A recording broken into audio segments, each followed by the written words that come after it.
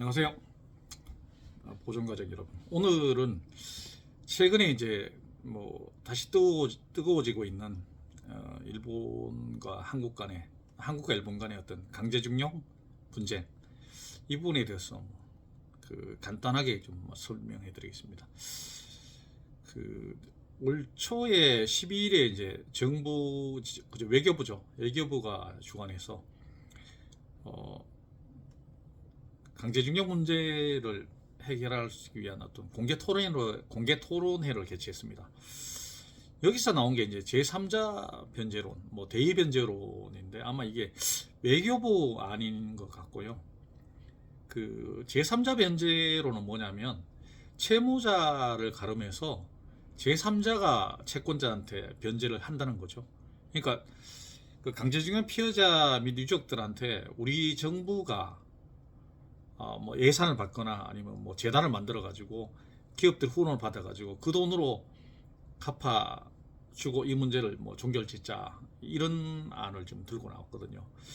뭐 일부 이제 변호사들이 이제 뭐 그 법리 검토를 하고 그 뭐 실현 가능성 있다, 실현 가능성 없다 이런 논란이 많이 있는데 그 뭐 민사법리로 따지면 정부가 대의 변제나 제3자 변제할 수 있는 법률상 이해관계가 없습니다. 왜냐하면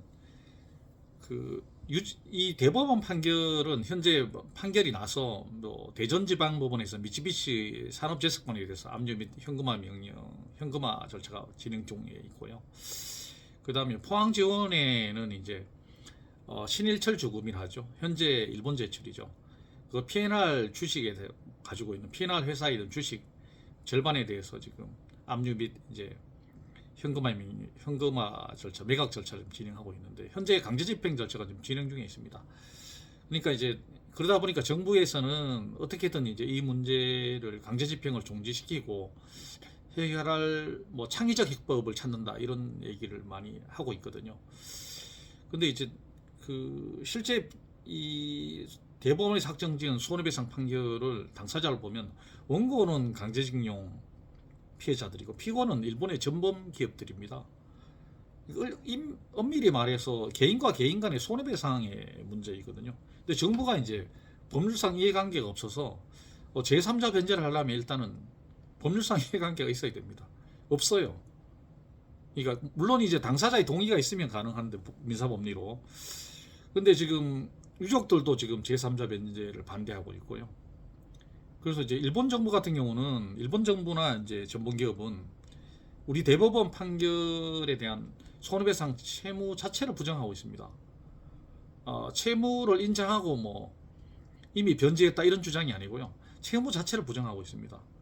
그러다 보니까 이거를 채무가 없는데 그 채무자 쪽에서는 채무가 없다고 주장하는데 정부가 너 채무 있으니까 내가 대신해서 갚아줄게 이런 논리로 접근한단 말이죠. 이게 어려운 일이죠. 자, 그 다음에 최근에 좀 나오는 게 이제 병전적 채무 인수라는 논리가 있는데요.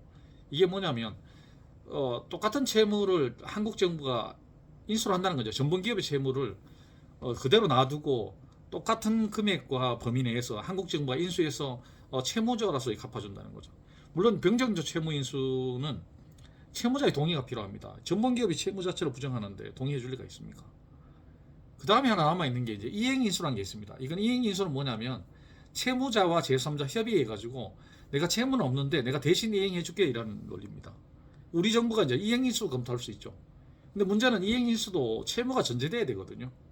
근데 일본 전범기업들이 우리 정부와 이행인수 계약을 체결하겠습니까? 하지 않는다는 거죠.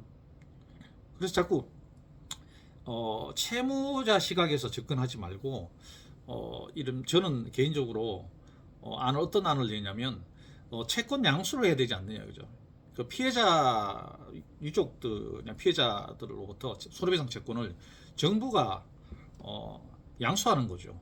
뭐 기업들 후원을 받거나 뭐 정부 예산으로 양수하면 정부가 이제 이 손해배상 채권을 취득하지 않습니까? 취득하면 이거를 전국적으로 집행을 하지 않겠다라고 선언해버리면 일종의 이제 강제 집행력이 없는 자연채무로 돌아가 버리거든요.